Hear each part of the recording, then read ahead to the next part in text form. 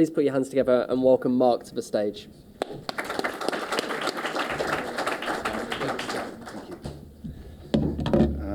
So I'm Mark from Digital Turbine. Probably none of you know who Digital Turbine are, but we're kind of big in the in-app space, hence the title of the presentation and why we think that attention should replace viewability. So to give you a context on Digital Turbine, we are the largest in-app SSP behind Google.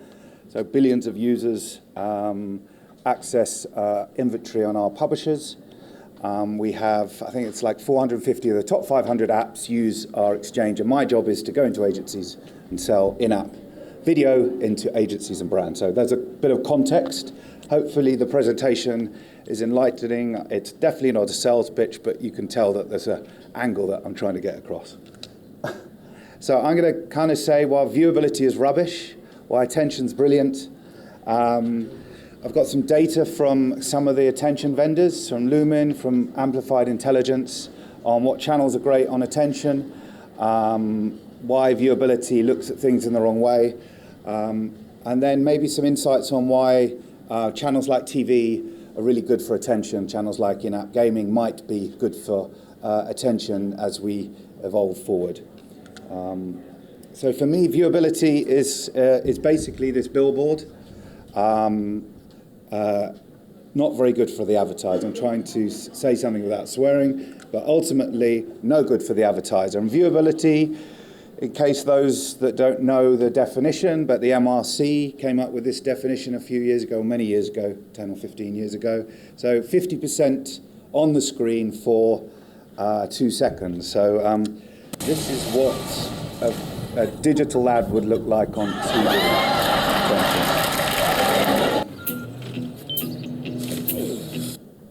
And probably out without any audio as well. So the corner of the screen, it's insane that digital has let this happen. It's insane that definition was ever right, because there's no chance that if you spoke to a brand manager, someone from the creative agencies, or even anyone from media industry at the very beginning, and you sort of define what viewability or what a viewable ad should be, that 2 seconds in the corner of a screen would be acceptable. But these are the stats now. These are the live stats in the marketplace. Moat deliver, say, 1/3 of all impressions programmatically.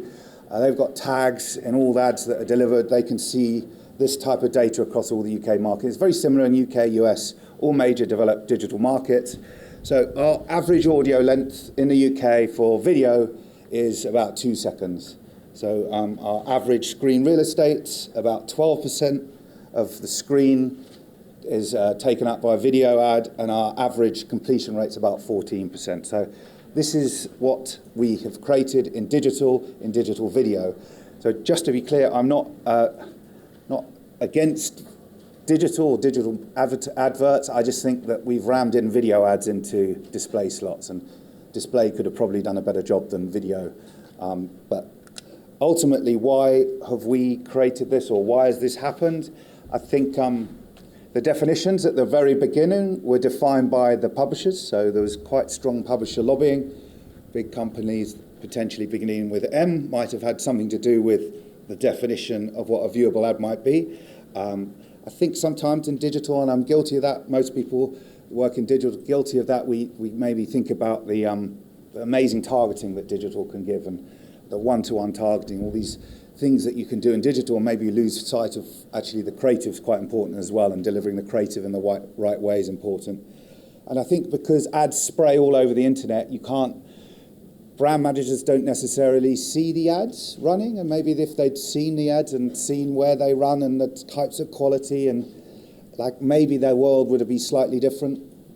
I had and the industry bodies as well, they've created frameworks around it that maybe have a few challenges around that. I went into an agency meeting recently, and the head of programmatic told me that, I'm sorry, what are you doing with video with an audio on? IRB guidelines are that video should have no audio on, which in itself is insane, but that's kind of where we've got to. But luckily, things were changing. We have this thing called attention now, which is kind of new, but not new. It's been around forever. It's kind of obvious. Lots of press about it. There's lots of talk about it in agencies and brands. Don't maybe see it enough yet. It's talked about, but maybe not activated. Lots of new companies out there that are doing attention and measuring attention. I've met this lady before, Karen from Amplified Intelligence, super bright, great firm that she's creating there. But her definition is concentrated awareness towards a reduced number of stimuli in an environment. And I think the key on the definition is while ignoring other stimuli. So digital has lots of things going on a page and then a video ad in the corner. So I feel like that's a critical part of the definition of what attention is.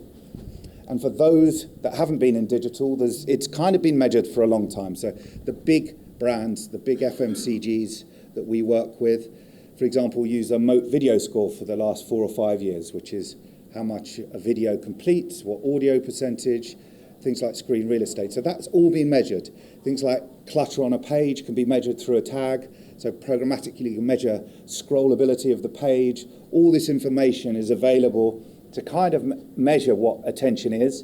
And then the new guys, the Adelaides, the Lumens, the Amplified Intelligence, these guys then take real human data and then apply that modeling onto that tag data. So these guys are taking attention to the next level and measurement of attention to the next level. They all have slightly different approaches, but in principle it's tag data and human eye data. Do humans actually look at the ad, which is the critical piece here. And all of this, these next few slides are quite obvious that if you pay attention to an ad, then you might get memory retention, and then that leads to mental availability and brand growth. This is like, it's so obvious, but incredible that we've kind of maybe lost track of that in digital video. This is some great stats from Amplified Intelligence. And I suppose when you look at the world through different lenses, it looks very different. So if you look at through a viewability lens, then most of our ads are compliant. 30% of ads aren't even MRC compliant, so Christ knows what's going on there. If you look at the world through an attention lens, then only 17% of your ads are getting 2 seconds of attention. And Amplified Intelligence have done some data recently which has shown that if you kind of need about 2.5 seconds to reach like a minimum attention memory threshold. And given that kind of most video isn't kind of achieving that, then we have to worry about how we're measuring digital video. And so this was an ad that's run recently, which would have been totally lost on digital, because most ads wouldn't have completed.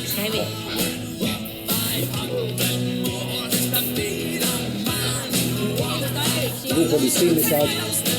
And the gentleman from Mars earlier said it's all about creating emotions and storytelling, and those are the things that really resonate when it comes to great advertising.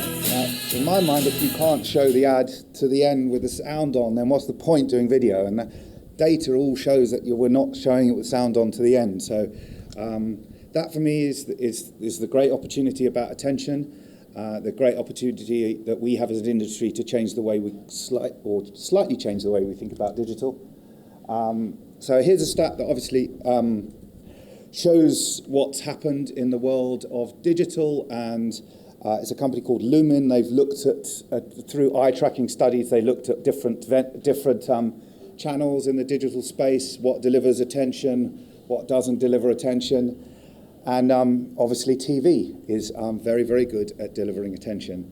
The shocking reality is that large social networks that take up huge chunks of video spend barely deliver any attention. They've obviously got some kind of research that supports that. But most digital, Google do some good stuff. It gets up towards 4.5 seconds for their skippable YouTube format. But really, we're not delivering great video ads as an industry, and hopefully changing the way we think about it will change the types of formats that come onto digital. So why does TV so good? So it's like stating the obvious, but we stop the content, it's a natural ad break, and then you go back to the content, so there's not clutter on the page. Our marketing guys in the US have come up with this sort of term, cooperative ad break, where it works for everyone. So you have the advertiser gets what they want, they tell the story, they They get to put sound on their ads and they deliver it to the end, all the basics that you think about when you sit down and create an advert. Consumers do well because they get a sort of discounted content experience. They expect the ads and the publisher gets high CPMs. And then the problem with most digital is that just so much clutter all over the page. And then what happens is that CPMs aren't good enough, so we've got to put even more ads on the page, so the publisher doesn't win. Consumers not quite sure what's going on, so not concentrating on the ads, and then the advertiser basically makes a hell of a load of concessions in order to put their ad on a page. So the big reveal, obviously I'm from an in-app business and I sell in-app, so the data that we've done with Lumen, and it's combined with other data that Lumen have run on the other channels, shows that in-app, this category that most brands don't look at the minute, is super strong when it comes to delivering attention. And hopefully the next few slides will show you a little bit about why that is, and why we think it's an interesting opportunity. So before I do that, I thought I'd give you an example of one. This is Wordscapes. I put the average age there because most people think that everyone that uses mobile games is 7 or 9, it's between 7 and 9 years old, and it's in it's a puzzle game. So that is not brand safe apparently, but yeah. So that's the preconceptions that we deal with. Hopefully this will show.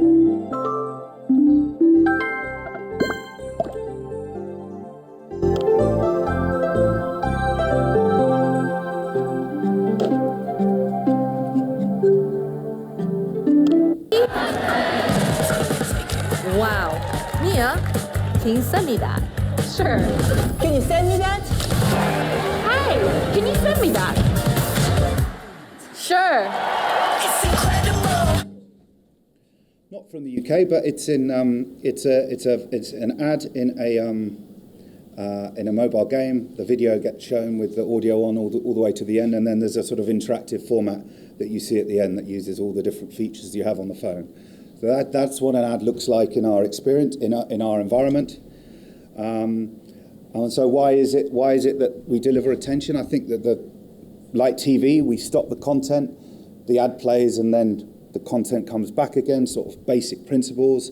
We have an ad break of 1 versus maybe TV's ad break of 2 or 3. We have interactivity on the ad unit as well as on top of video. And so in terms of that sort of cooperative ad break, I think everyone wins in that scenario. High CPMs for the publisher. Consumer actually gets to choose when they do the ad break. They don't have to have that ad break. They actually actively choose to have that ad break to move to the next level, get coins or whatever that is. And the advertiser gets the format they want, hopefully plus some interactivity and creativity. So hopefully everyone wins in that scenario. And I suppose the things that take us as a channel above maybe TV, I suppose in terms of reach, the first thing is there's a perception maybe it's a bit niche, so we don't kind of want to get involved in that. As a category, about 70% of all adults do this. Most people aren't 7-year-olds in their bedroom on console games. The mindset is super important to why I think we deliver attention, because it's kind of downtime. You're on your tube, kind of in bed, or kind of while relaxing at home. These sort of help that sort of mindset for absorbing advertising. These games guys spend a huge amount of money to get people engaged with their content into some kind of almost like a flow state. And that in itself helps us be a bit more receptive to advertising when we're looking at that content or consuming that content. And then the interactivity piece, which I'll show you a good example of it now, I think adds that level or sort of turbo boosts the attention that we get from advertising. Hopefully it's a good example.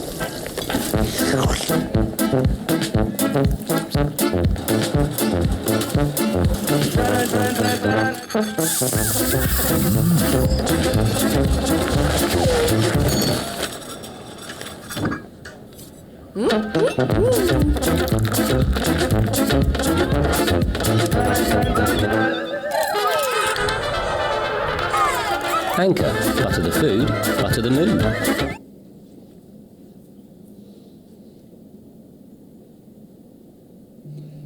So this is a pretty cool ad because it uses the haptics on the phone during the actual ad. So you've added interactivity in the ad. The creative agency's got something more than just the TV ad. We've shown the TV ad as it should have been shown, and then we've got this interactivity. So you've got upper and lower funnel within the same ad experience. So we feel like this is like a nice scenario, a nice execution of ads within our environment. Here we go. And we actually did some data with amplified intelligence on the effects of end cards and interactivity on ads and attention. We actually found that a lot of the attention came from that interactivity component. In fact, more from the interactivity than came from the actual ad itself. So sort of data proves that interactivity builds on attention. And I think I've just timed that virtually perfectly.